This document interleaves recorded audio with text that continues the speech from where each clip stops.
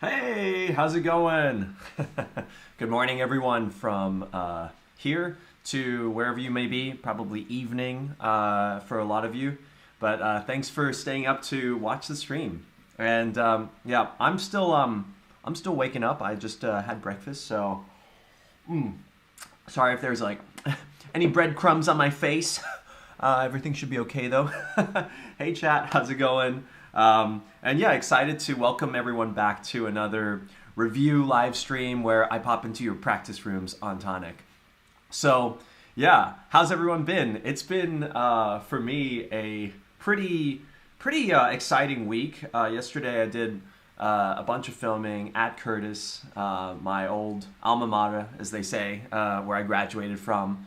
And it was really nice to see so many things that have changed, right? Like, it used to be a much, visually darker place, and now they've just like opened up all of the, these like, it used to have these dark glass windows everywhere, and it was just, now it's like so bright, and yeah, it was really cool to see. Also filmed with a few Curtis students as well, so be sure to keep an eye out for those videos that are coming up as well, probably in a few weeks, so yeah. But, oh, and also excited to announce that next week we have a live stream with Amihai, so this will be very exciting for all of you who are violists out there. That's going to be really a fun thing where we'll be doing the same thing. Amihai will be my special guest. There'll be the two of us, and we're actually going on tour in Europe. So, you know, if you're in the cities of Zurich, Hamburg, and Berlin, be sure to look us up. It will be with a quartet with Noah as well, Noah Bendix-Bogley, and Stefan Kantz. So we're doing what you just heard, the Waltzing Matilda. Will be that's the quartet. We're called Made in Berlin. So we'll be on tour. And yeah, Amihai has, after the immense pressure that you guys gave from last week, he's agreed to come on the live stream and also be reviewing violists as well, showing a little viola love to our community. So yeah, really excited about that. Anyway, so here's how this works. I believe you are all already veterans of this, but for those who are new, we are reviewing, I'm popping into your practice rooms on Tonic. So here, let's drop that let's drop the download link in the chat here for a second, and let people just go ahead and download that. This is the download link that will get you to download Tonic. It's a practice app that I've made. Been working on it for, gosh, it's been 2 years now, and yeah, I love it. It's definitely changed the way I practice. I've seen other people use it for different different ways, like consistency, motivation. I mean, these are also ways I use it. I also basically open a practice room every time before I perform, and that's a really cool thing because it sort of gets me in that zone, right? It gets me in the zone of sharing. So the idea is that anyone can pop into your practice room. You open it. There's no visuals. It's not like this live stream. So, you know, usually I don't have to look this good in my practice room on Tonic. But yeah, so you just open a room. You've got your avatar. You can set that up, and then away you go. You're already warming up. Yeah. So it's one of those, the beauty of Tonic, and it helps keep you consistent. I mean, if you haven't tried it yet, because I know that, hey, a lot of you out there probably think you already know how to practice. I mean, look, I already practiced. I practiced for 30 years before I had Tonic, right? And it was always one of those things where I should know how to practice, right? But I always had this like feeling where, do I even like practicing? I like the effects of practicing, but during practicing, am I enjoying it as much as I fully could? And it was always this lingering question. And I'm just really glad that after trying Tonic, after practicing in front of people, I was like, wow, it brought back this amazing feeling that I hadn't felt in a long time. Because I grew up with Suzuki method, right? And it was always about playing with others, playing within a community. And that was always something really fun. So yeah, if you haven't tried it out, definitely give it a go. 7 days, and you'll be feeling, I guarantee you, so much better, feeling more consistent and motivated. So, okay. here's how this is going to work. You guys are going to open a studio on Tonic, and I'm going to be popping in. You're going to be putting in the description. So we'll walk everyone through this because this is the first time here. Aha, here's the phone magically on the screen. God, I love this. And so I've already set up my avatar here, and you'll notice that when you see the live now, these are all the studios that are open right now, right? But before we get into that, for those who are new, just open a studio by clicking on the plus sign on the top left, right there. It'll bring you to your studio setup page, and what you want to do is click on New Studio, and then when you are typing in the description, you can type in what you're focusing on today, and you'll notice that, hey, here's where we put in, well, your level, I think. Yeah. Sorry, slow brain in the morning. Level, so beginner, intermediate, advanced. And, you know, this is just as a reference, how long you've been working on the piece. And, of course, most importantly, the hashtag review. So, because I don't want to, there are actually people out there practicing right now, so we don't want to bother them. So, okay. Review, let's say, you know, intermediate, and then 3 months or two weeks. And then you put in your piece, Brahms violin concerto, and then away you go. All right, so that's how it goes. That's how it goes. All right, so I'll let you guys set that up. In the meantime, I want to warm up because I was like watching last week's live stream, and I was like, oh my gosh, Ray, your sound could be a lot better. So I'm just gonna join me in just warming up the limbs a little bit, and yeah, just practice some scales.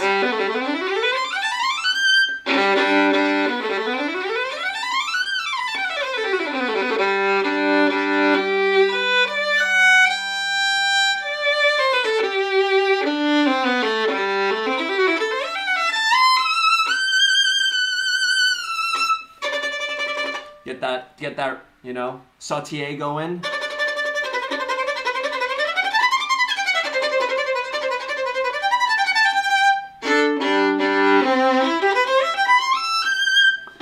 All right. Whew.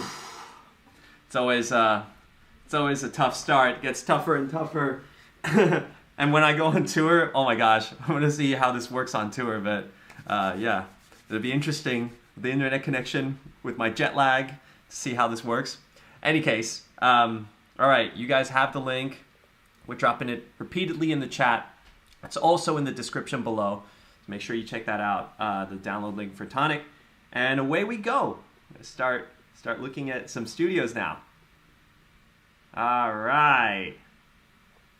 So I'm gonna go into just the studio. Oh, okay. First up, we have Alina. Advanced 3 to 4 months. Oh, Lalo Symphony Espanol. I love this piece. Let's go. Let's join in. All right.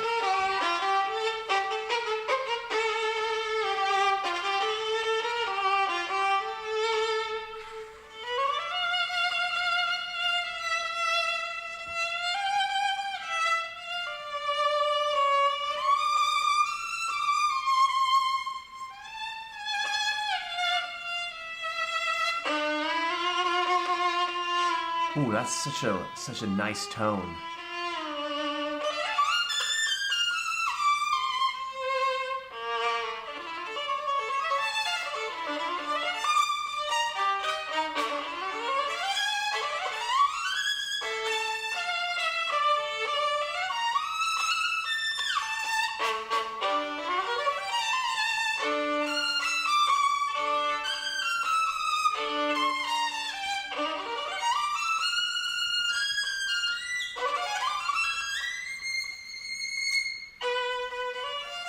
Nice.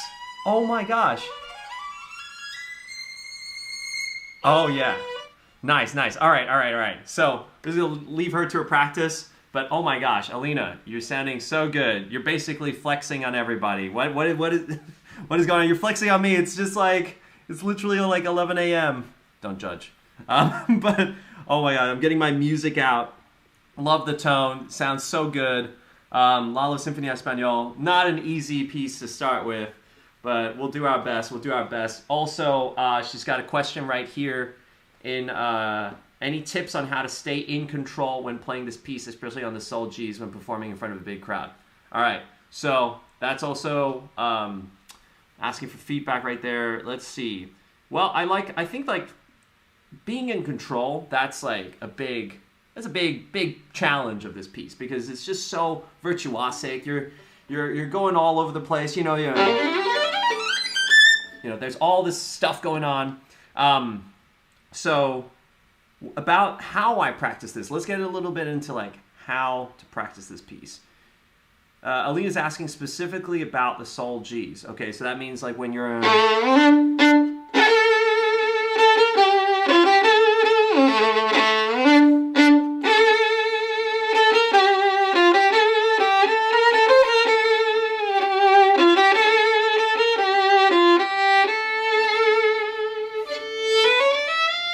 so stuff like that, those kinds of passages.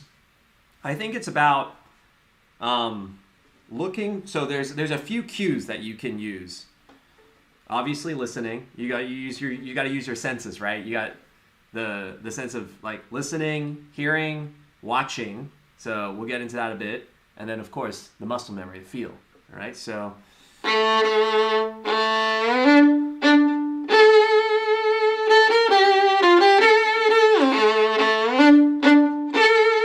I'm always visually watching where I'm going. Of course, sometimes I'm like, just closing my eyes. I know a lot of you out there who probably close your eyes when you play.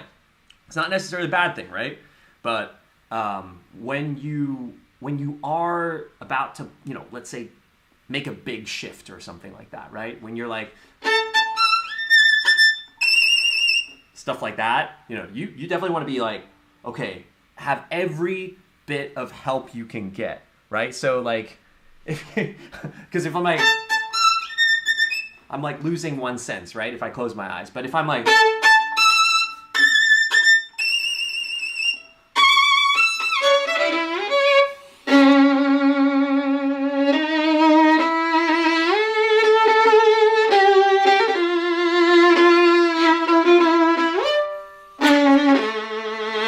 then you got every single sense that you have. And it's also like a great way. I think I don't know. I'm not a biologist. I'm not a doctor, but it feels like whenever I have my eyes open and like I'm focused on something, it helps like keep the focus as well.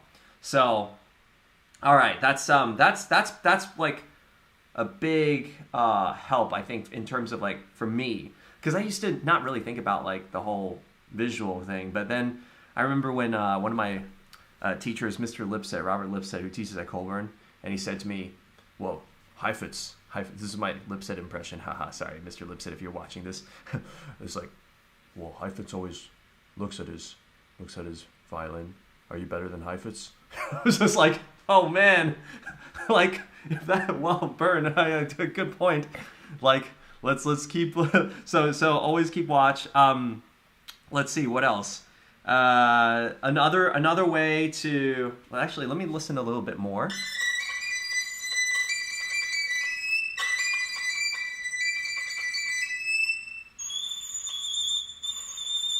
Those are some high notes.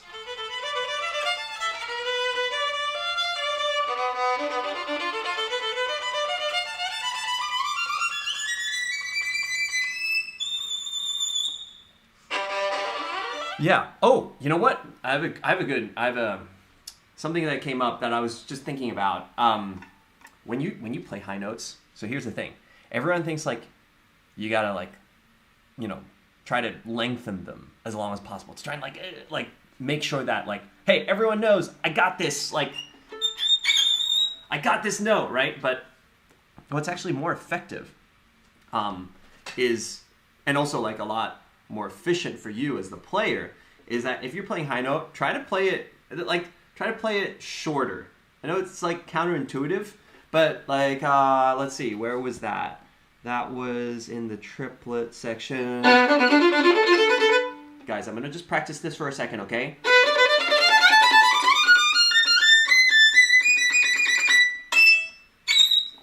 Yeah, okay.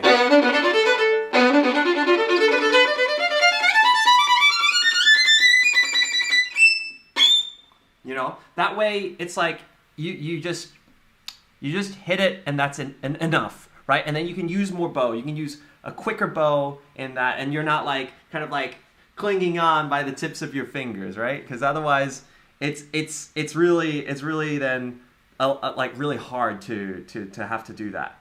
Okay, so let's go back and listen a little bit more.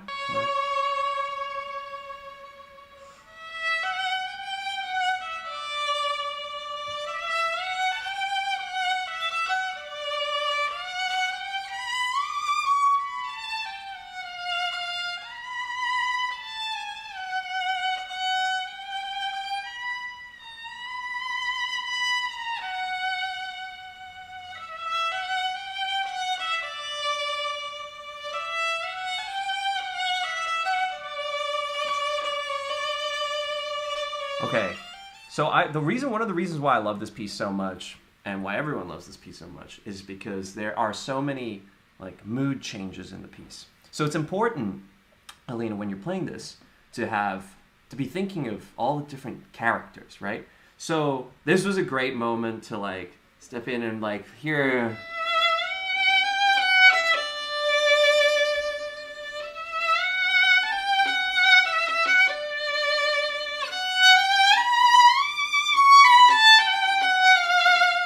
This is like a beautiful singing moment, right? You know, when you think about it, contrasted against like all that kind of, you know, all that the heavy playing. Suddenly you have this like beauty.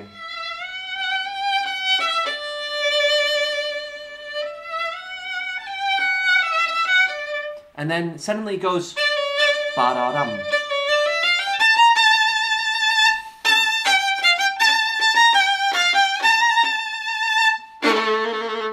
And then it like comes back to that more powerful and like, you know, slightly more aggressive character, right? So make sure that when you're playing this piece, or when you're playing like any piece, but especially this piece, because it's so dramatic, right? Dramatic means that the, you know, extreme I would say extreme emotions. And most people think about the kind of like dramatic as in like the rough emotions, like the really powerful ones, like, oh, I'm gonna be like, yeah, like all the time, like 100, going like 200%.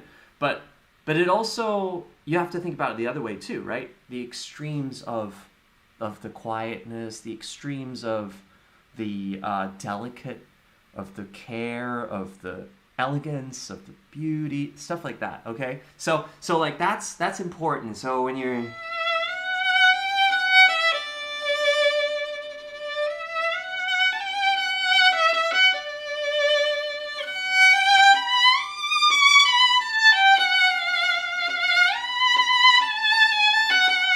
it's not all, I mean, that's still passionate, right? Like when you play softer, it doesn't mean that you care less. And that's one of those things that I had to learn a lot about when I was like developing as a musician, right? It like you tend to want to just care a lot, and then the way you do it is to like just, you know, go all in all the time. But going all in, again, it's not about just like going all in with the power, hitting home runs every single time, but being strategic as well, right? Otherwise, the listener will get tired. You'll get tired as well, right? You'll like probably, like there's like 5 movements in this piece, right? Like, so you got to make sure that you're thinking about, hey, like what's going to tell the story, right? If every scene is a battle scene in the movie, then it's going to be like, I mean, a lot. Well, I guess you know, so some people really enjoy that. But anyway, you get my point. So this is I think a few pieces of advice, Alina, but you sound amazing. I think everyone agrees. So thank you for sharing your practicing. All right, we're gonna move on to the next. See, I'm just gonna go around. See, how's everyone in the chat doing, by the way? Oh, 10 p.m. We're comparing time. Sorry. Pretty soon the times will change because I'll be, you know, we'll do it a little bit earlier when I'm in Europe. So thank you for bearing with me. All right, so let's take a look here. I want to see if... Oh, so, okay. Check. Hi, Ashley. I guess you're not being reviewed, but... Okay, let's see. Sophia, intermediate advanced, 2 weeks. Okay. Vinyasky. All right. I don't know this piece, but should we go and take a listen? Oh, Joseph. Okay. Playing Corn Gold. Ooh, this is a tough one. All right, I'll listen to Sophia for a bit first, and then go into it. All right, let's take a listen here.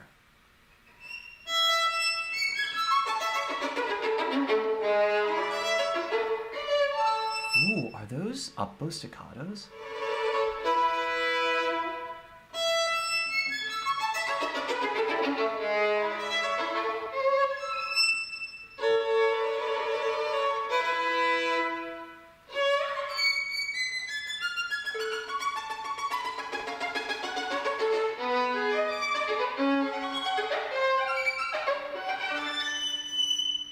Wow, those do sound like up-bow staccatos.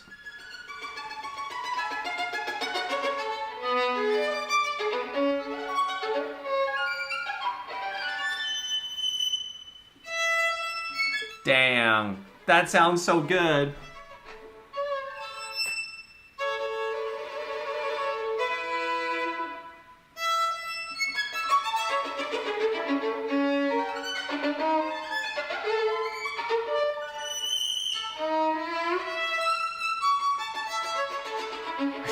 Yo, why are people so good today? It's just like, I was just having an easy day, and now everyone's like coming to flex. No. It's just, every week is different, right? That's why we love this. Okay, let me think about something to say. Well, first of all, I have to caveat that I don't know this particular piece by Vinyasky, but it sounds pretty cool. So thank you for sharing, Sophia. Sophia, I think like your question was directly about the staccato, right? And it sounds to me like it's up-bow staccato. But it sounds to me like your up-bow staccato is just fine. I think like we can all agree it sounds awesome, right? It's so good. Yeah, everyone in the chat is just like, yeah, this is amazing. I gotta go check out this piece as well.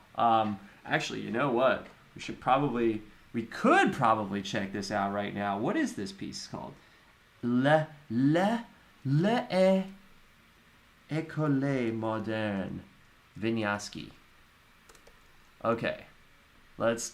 Oh wow, it's literally called Le Staccato, so it's a piece about staccato. Oh my gosh, we got. Actually, if I play this, will people be able to hear it? Probably not. Okay, wait. Let me do some magic audio setting.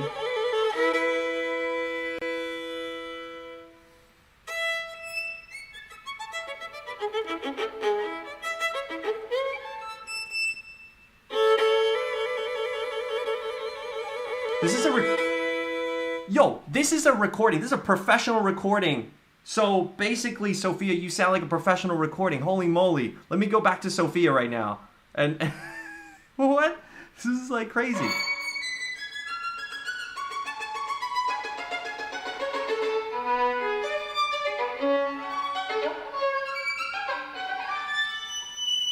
Yo, I thought that Sophia was like playing it under tempo. I don't know. I had no clue, right? And then I went and listened to, like, guys, we're going to listen to this again. Like, this is the professional recording.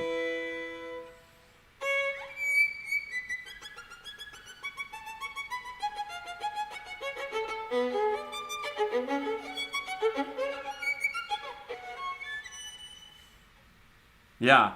All right. So I think this is like, what do you want me to say, Sophia? All right, I'll say it. Sophia, your staccato is amazing. I don't think that there's anything that I need to say. There's no difference, right, chat? Like, everyone's just like, bro, like, what do you...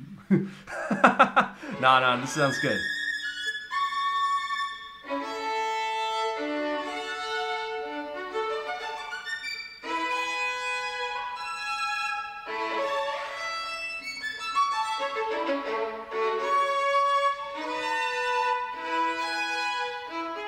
Just checking out Sophia. You can also do this in Tonic, by the way. This is totally not part of the review, but I'm just like, okay, like I need to know more. Where is Sophia from?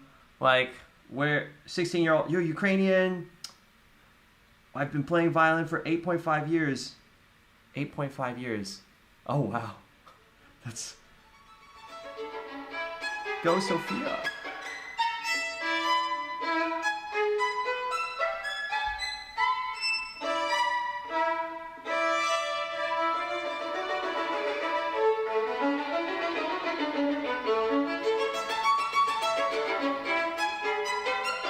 Okay, I gotta follow back. That's crazy. That's absolutely crazy. Like, I don't even know what to say. I'm just getting flexed on, and if I try to play this piece, it's gonna be obvious that I don't know it. So I'm just gonna what should I do, guys? I'm just gonna like. Well, anyway, Sophia, for the rest of us, I know what I'm gonna do. I'm going to talk about staccato a little bit anyway, so that when you watch this video again, maybe there's something that, hey, there's something extra. Because I think that one thing about this piece is that it uses staccato. You're playing it at the right tempo, it seems. So, you know, this is the perfect. What you're doing is perfectly fine for this piece. But I wonder if it was a piece that, because, you know, up staccato usually has different tempi, right? If you're playing, for example, Horace staccato.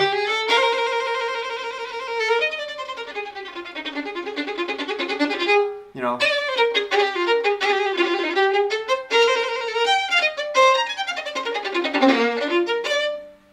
so that kind of staccato might, like, you know, we can talk a little bit about that. Real quick, up bow staccato. I like to practice with the tremolo method. So you tremolo. And then you just only go up bow. So you put a decent amount of rosin first. Sorry, I missed out the first step.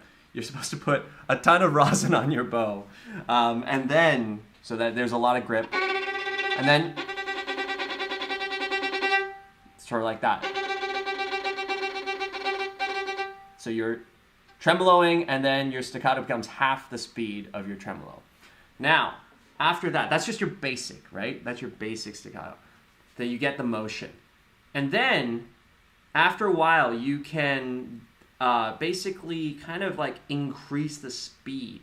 It's like, imagine if you were to, like, I'm not trembling right now. I'm like actually imagining that I'm like dribbling a very small, tiny basketball. I'm like that, right? So, and I actually raise my pinky. I know a lot of people ask about that because it's faster. I feel like I can get a little bit more tension, the right type of tension, when I raise my pinky.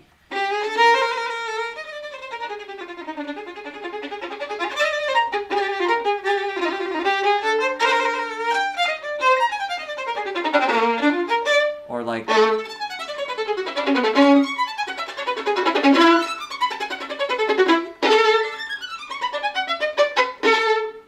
So there's a little bit of that where you're imagining, you're combining first step with the second step. First step, tremolo, the up. Second step is the, what I talked about, the dribble, the tiny basketball dribble.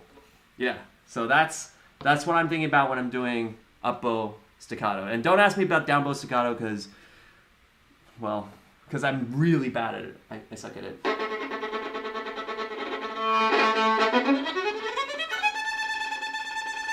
So, with time, with practice, it'll get there. But, oh yeah, be sure when you're practicing this kind of stuff, maybe limit it to like 10 minutes max at a time, and then take a rest.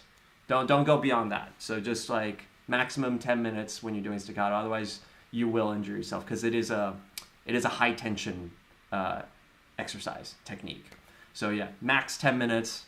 Like take breaks even within the 10 minutes. Like stretch out. And then try again, and then, you know, I would say that like it's definitely like over longer periods of time. All right, so bear that in mind. Oh, thanks, Sophia. Thanks for flexing on all of us. All right, like as promised, I would come into Joseph's studio. So let's hear what Joseph has to.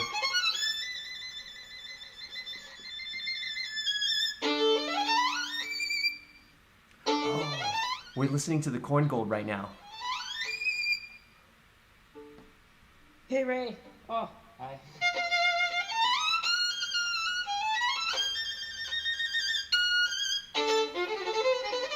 Getting at the music right now. Oh my. Oh my.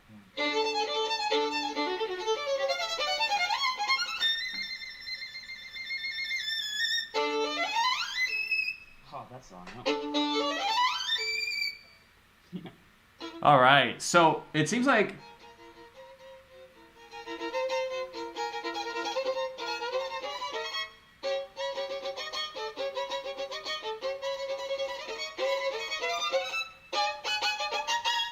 Yo, I think everyone's just advanced. This is not, okay. First of all, let me just caveat that this is not a representation of what Tonic is. I mean, there are musicians of all levels, including me when I'm like a beginner singer sometimes, singing, just trying to improve my singing. So, yeah, this is like a pro level day, it seems. But, also really interesting, I think. So let's continue listening.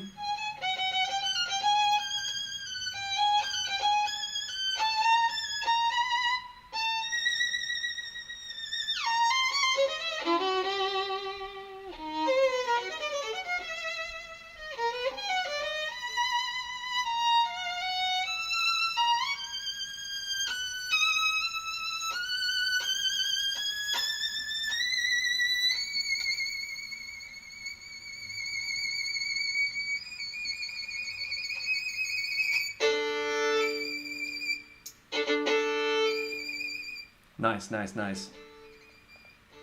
Let's hear the intro.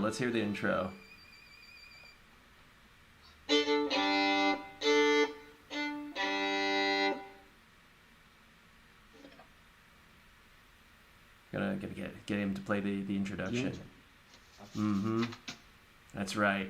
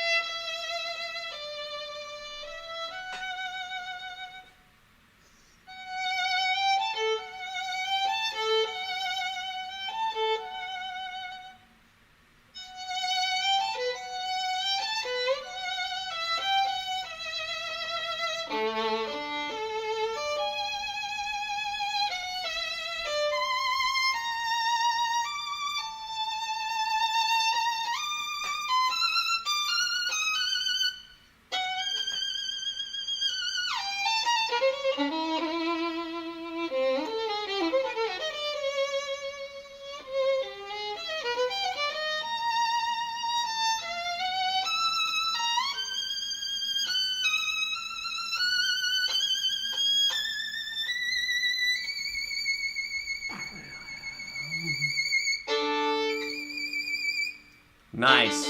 Very nice.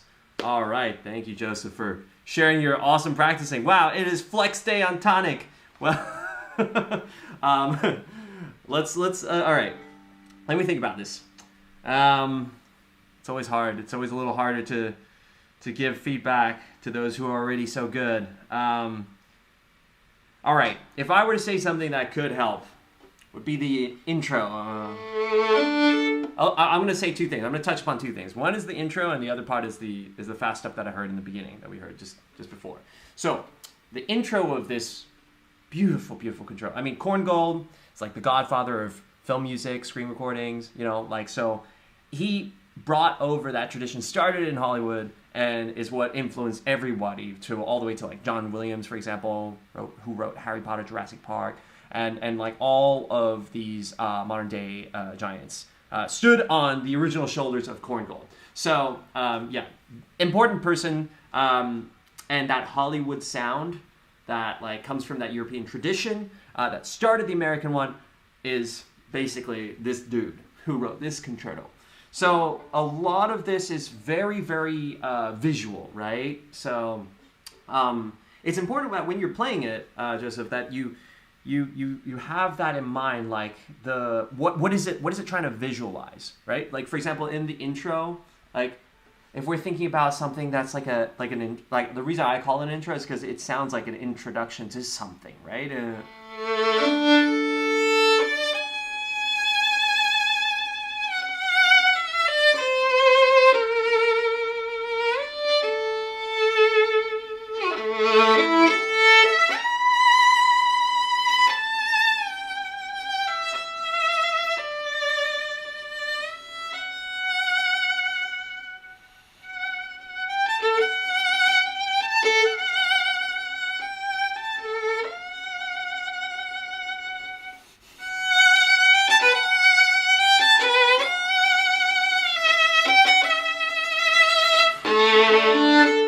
Make sure that when you're playing the lines, you're like, what is it called? You're reacting. You're setting yourself up. It's like, for example, here. This is a good, like, you're playing around here.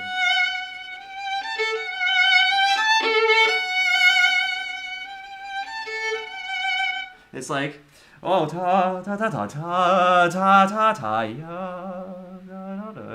I guess it's okay now. But then there's like a...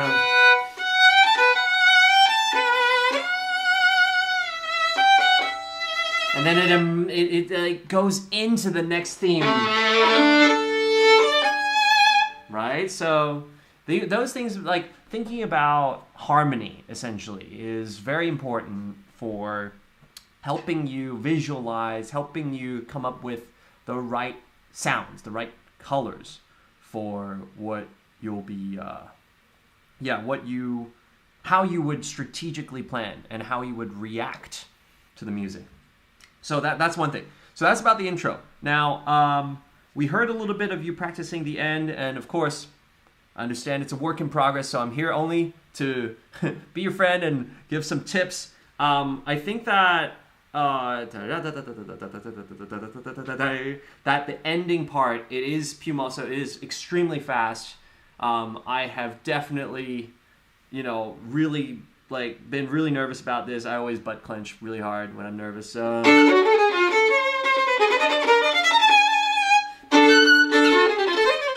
I'm gonna practice this as well.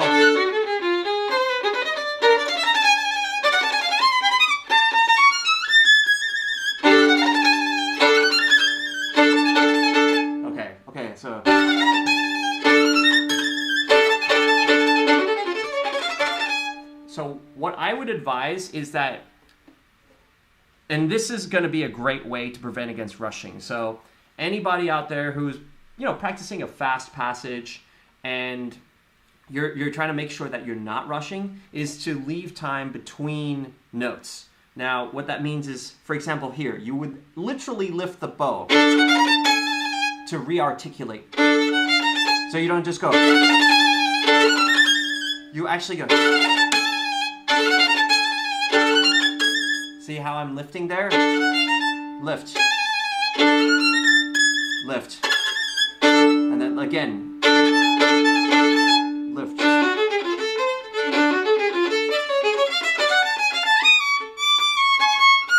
Wow, there's a lot of notes here. See how I'm lifting? So I'm lifting to provide clarity, but I'm also lifting. It's also a great way to, not rush as well. So that's something that I think is a good thing to keep in mind. Also, I heard a little bit of the cadenza.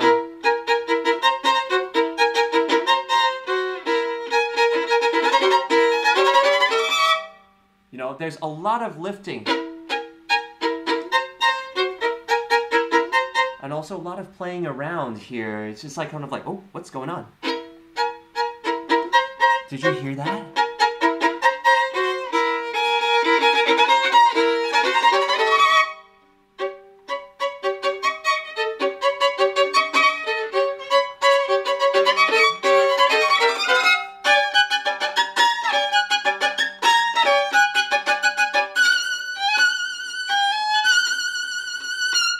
that lifting is a great technique to helping provide clarity and also, yeah, just providing a difference, right? So when you notice that, so some of those runs, I definitely like became more legato.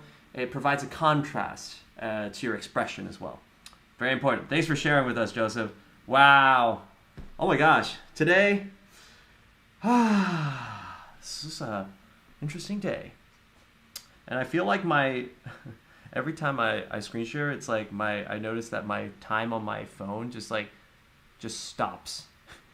It just stops there whenever I plugged it into the computer. It's fine. It's all good. Anyway, how is everyone doing? What a break from the soul crushing, please, says Anastasia. All right. Next studio. We've heard a lot of advanced today. I mean, even Sophia, who said that she was intermediate, I feel like that was like an advanced person. So she was just being humble, Sophia. Gosh, why are you so humble? All right, all right. Let's listen to somebody. Let's see here. Well, oh gosh, warm up chamber. Okay, just jamming. Beginner.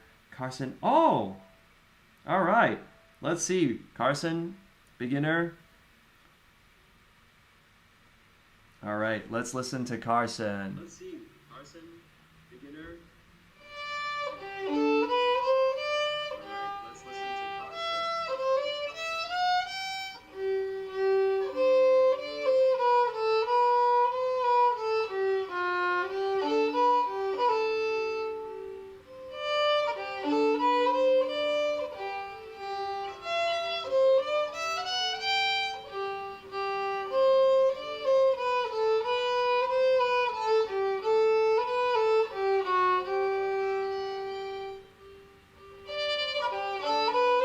All right. So, thank you, Carson.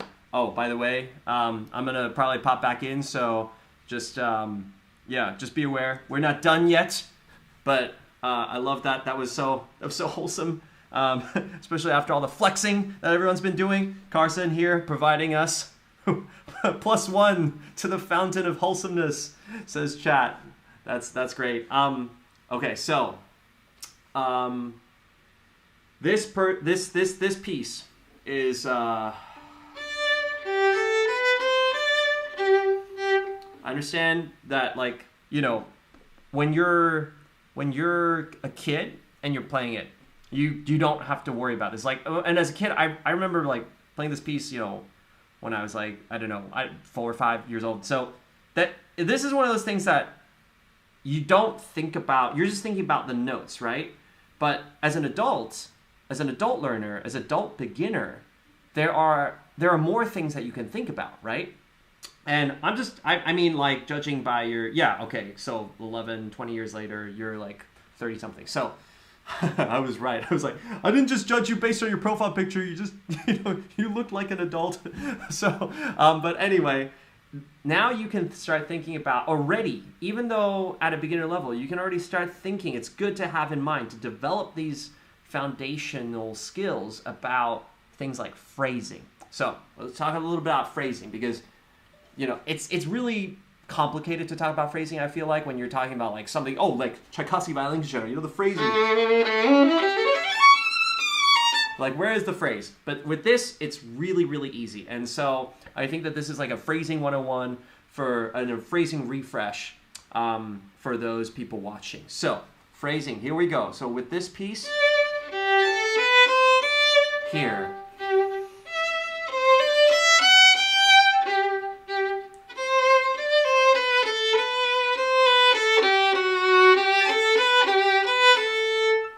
classic phrasing, right? 2 short phrases and then a longer phrase, right? And then all within 1 greater phrase. Let's do it again. You can identify it like this, right? That's phrase 1. And then phrase 2. Right? It's the same motif, just higher, and then a longer phrase starts.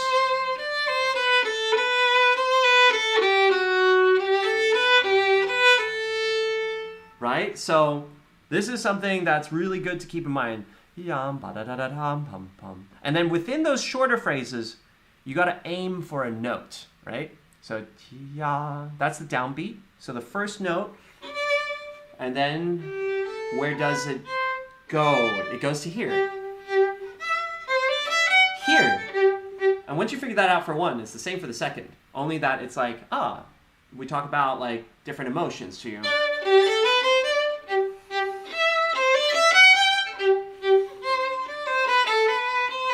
And then when you're on the long phrase, you think about how you don't like, it's not just like,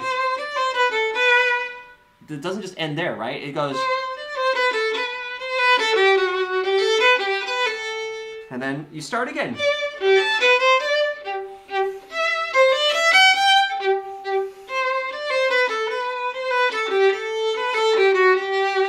And then the rest of the piece.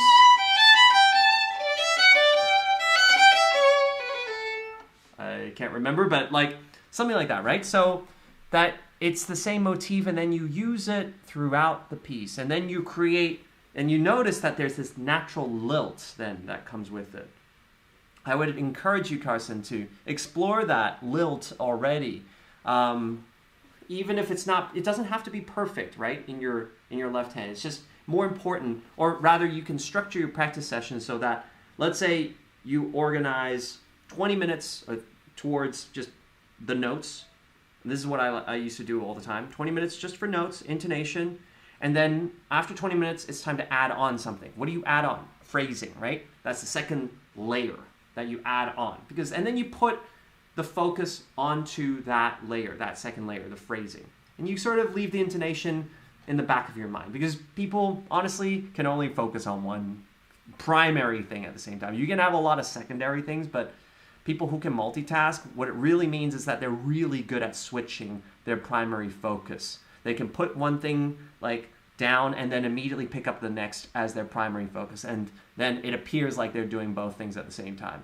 Trust me, I know this. So this is something that then you add on the second focus, phrasing, right? Then you switch your primary focus to that. You switch what was your former primary focus, which is intonation, into your secondary, and then you go. So let's say first time. Okay, and then you're just focusing on that. But then the second, it's like, oh, now it's about phrasing.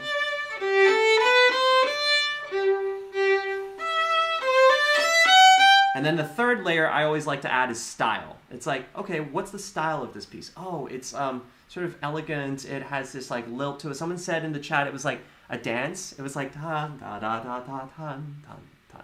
Okay, so then I'm gonna try and using intonation and phrasing, I'm gonna create this dance-like feel.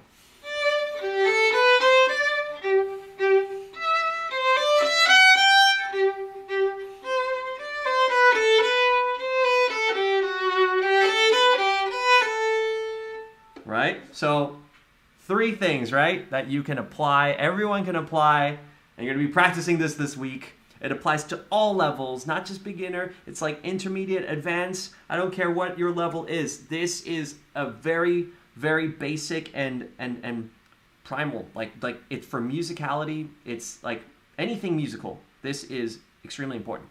Intonation, and then phrasing, and then you have the style. And I would say that within intonation, the first level, there's other things as well that you could add in, like sound, right? Like that's something that maybe that's also a level that you add in as well around. So let's say like, the first, you notice that your sound is not that great, but it's okay. Focus on one thing. Don't try to focus on 2 things like sound and intonation until you feel really, really comfortable. That's the key here. Yeah. Otherwise, you get overwhelmed. Your practice sessions become really discouraging, honestly. And then So when you this is I'm going to sort of pause here and just like this is why I think knowing and having access to a practice community is so important, right? Like if you don't know these things and you're like, you're just practicing by yourself. I've been through this like so many times where it's just so frustrating and I didn't know how other people practice, right? But now you get to do that. You get to ask questions. Like I wished, it wasn't until I went to Curtis, actually, that I started to be able to like kind of listen in on other people's practicing. And I tell you, I learned so much from that. I would say that I learned even more from that than I did from my teachers. I mean, teachers were great as well, but I would say like at least 50-50. It was the community, that like the environment, the learning environment that made me, discover like, wow, what the heck? Like, this is how other people are practicing. This is how other people are approaching it and comparing what I was doing to them, right? Because, every teacher at the end of the day talks about the same thing, right? We talk about phrasing, we talk about intonation, we talk about like musicality. So, you could either sort of apply each thing separately to the piece that you're playing, or you can try to apply it universally. But in order to apply it universally, you need to know like what other people are, like how to do that, right? And that's like the practicing. That's done during the practice. That's not really done like during the lesson. There are so many times when I was in the lesson and I was just like, wait, I just need to, and my teacher would be like, do this. And I'd be like, give me some time. I need to practice it. And I tried to practice it in the lesson, of course, like epic fail. But, it was like that. It's like, give me time to practice it and then give me some feedback on my practice, please. And I feel like some of the best lessons were those lessons that my teacher, had the patience. He was having a good day, and he would play with me and practice with me, so that I could get some instant feedback. So anyway, that's what Tonic is, and that's what we're doing right now. And this is what happens all the time. So let's thank you, Carson. I'm gonna check in here a little bit. Is Carson still practicing? Nah, he's listening. He's listening to what's being said. All right, thank you, Carson. We are moving on. Let's see here. Ooh, Lydia. Wait, did we already listen to Lydia? It's okay. We'll just drop in a little bit because I listen to Lydia quite a lot here on the platform. So, Lydia. So anyway, that's what Tonic is. Oh.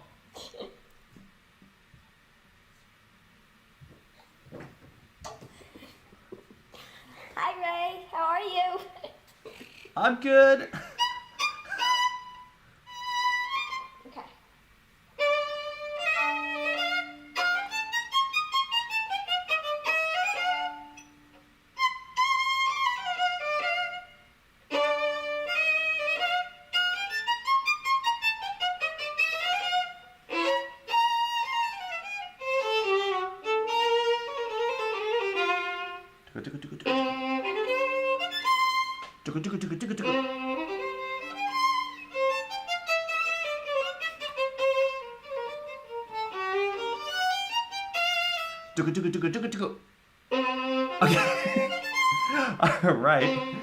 All right. Okay, cool.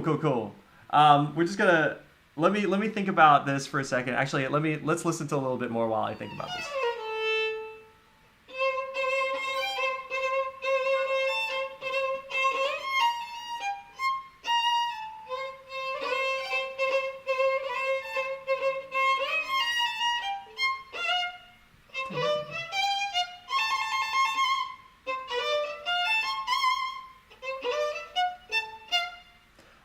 All right. So thank you, Lydia, for sharing your practice. And you asked a question of how do you make Mozart sound clean and articulate, but expressive too?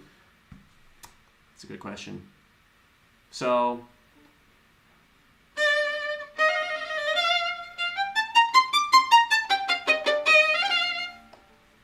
step one, I would say, for making Mozart sound clean and articulate is, well, really working on the right hand. All right, so Mozart is all about this, like, you can't be lazy with the right hand. It doesn't matter if it's like this sonata that you're playing, or if it's, let's say, a concerto.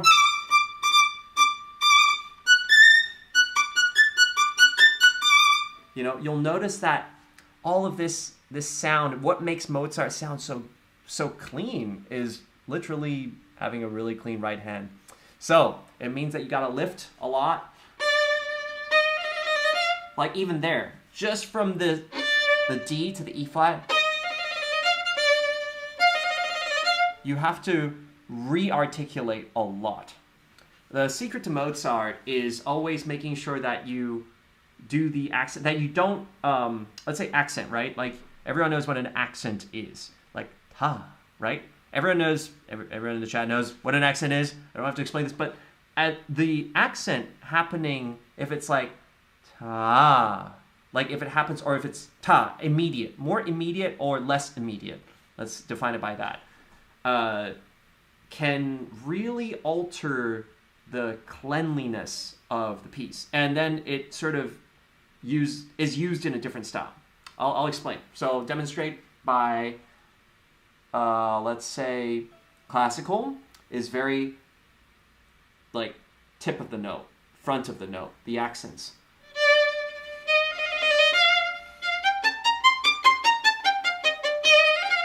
Right? But then romantic stuff, so let's say, Tchaikovsky, I guess.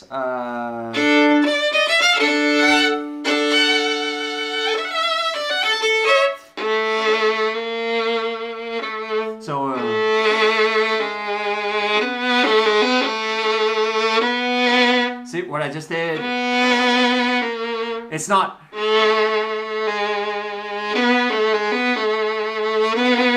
Because there's such long notes. I should probably compare like a second movement, because that way you have, in the Mozart it goes,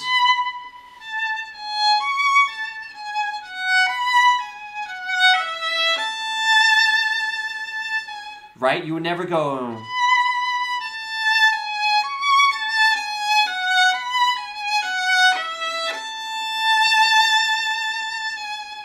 that's a romantic style of playing. And it sounds, well, I wouldn't say it sounds wrong, but it definitely doesn't sound Mozart, right, when played with Mozart. So that's just an example of applying the style. And the style for Mozart comes from the right hand. So all of those changes, you'll notice that my vibrato stayed the same, the sound stayed the same, well, the sounding point stayed the same, but it was all about, like, when is the accent placed. So you'll notice that for this, it's always in the front.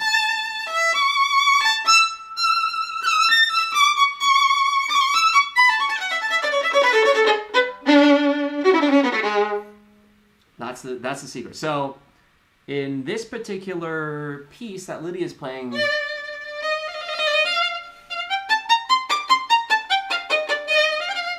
it's important to ta-da-dum. It's really easy to get lazy, and then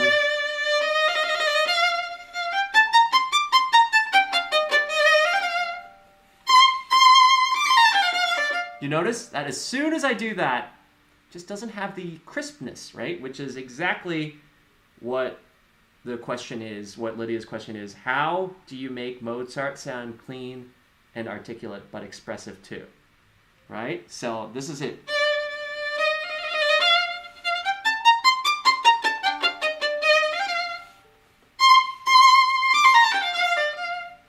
All right, so that's pretty much it. You can do everything else the same. The intention is the same, so don't change that. Only change where you place the accent. Give it a try, and I'm sure it'll sound great. Actually, let's Lydia, why don't you give us a try right now? Yeah, and let's have a listen to you applying what we just spoke about. Give it a go.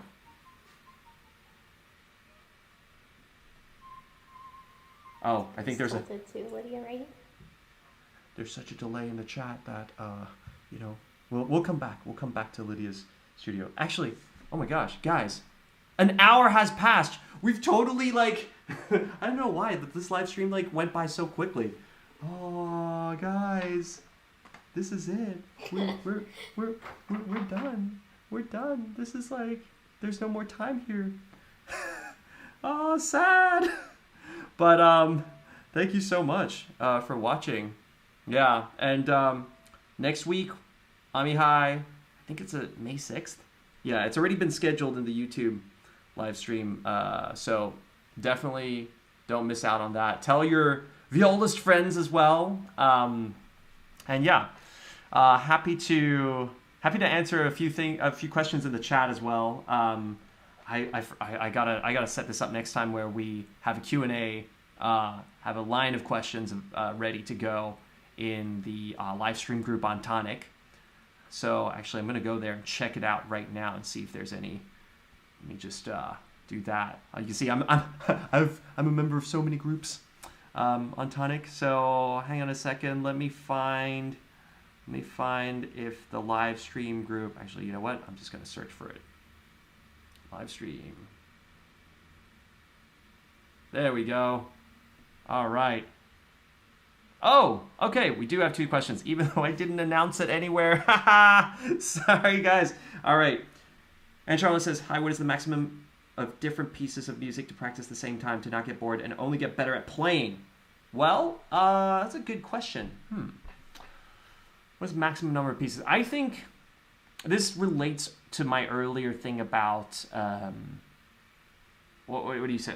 Like multitasking, right? Like having the primary focus be on something versus on secondary. So I think that within a piece, if you're finding it boring, if you're finding that like the piece you're playing is starting to like get a bit stale, it's probably because you've been approaching it the same way, from the same angle. Let's say like, oh, once I get all the notes right, like once I get the intonation, I'm only focusing from the intonation, and that's it, right? There's not another angle. Let's say like the style, the phrasing, because even if you if you approach it only from one angle, and let's say it's about intonation and maybe sound, 2 angles, it's like, then it's either you're having a good day or a bad day, right? Like you could develop the consistency, but then there's only one thing that you're being rewarded or also punished, right? Versus if you have that category, and then let's say you have a separate category of musicality. How well am I doing, right?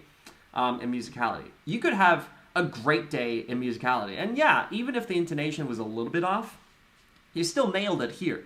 And therefore, you immediately feel better. You feel good, right? You reward yourself, like mentally. So that's really important. That's how you stay motivated in terms of like a particular piece, right? And so that plus like seeing others practice, and then I'm like, oh my gosh, like I'm like gonna go and practice it, right? So that's typically how I like approach something. So, you know, when it comes to maximum of different pieces of music, gosh, I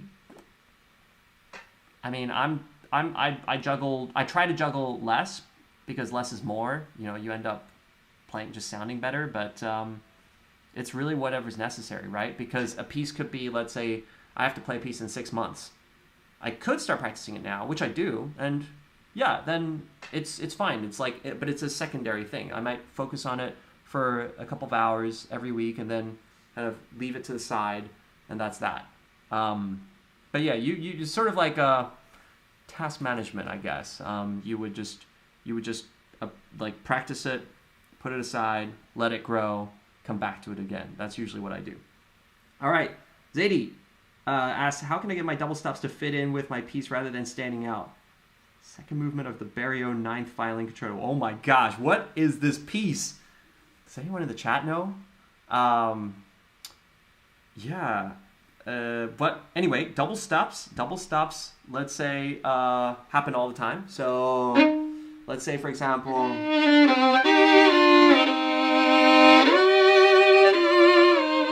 or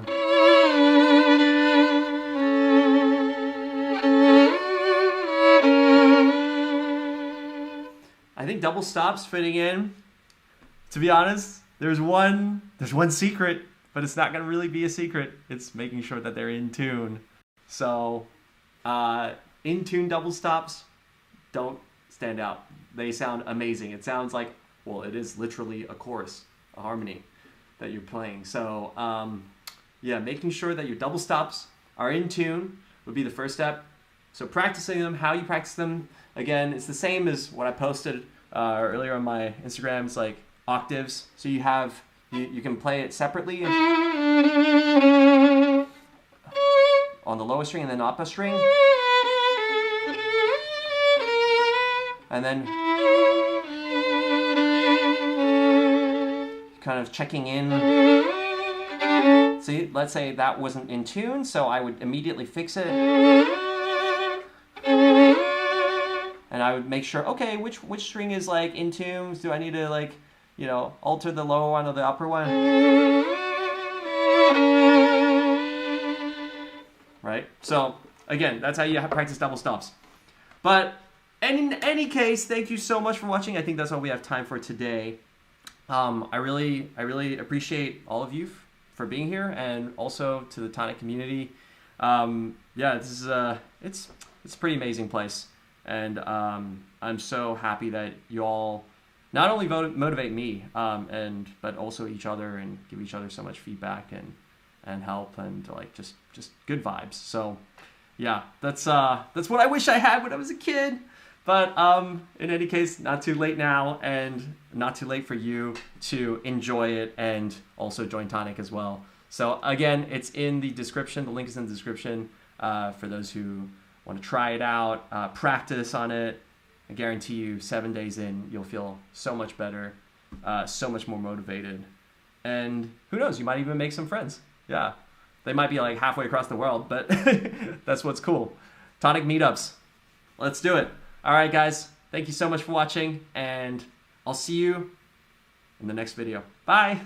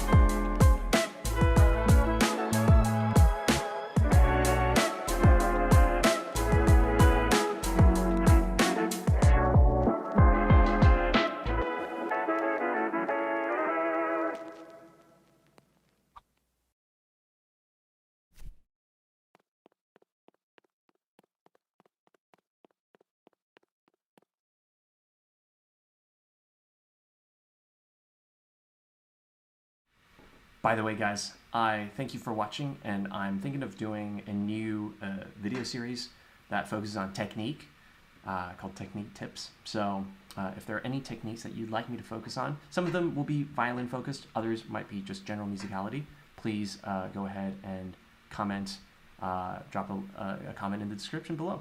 So yeah, see you in the next video. Bye.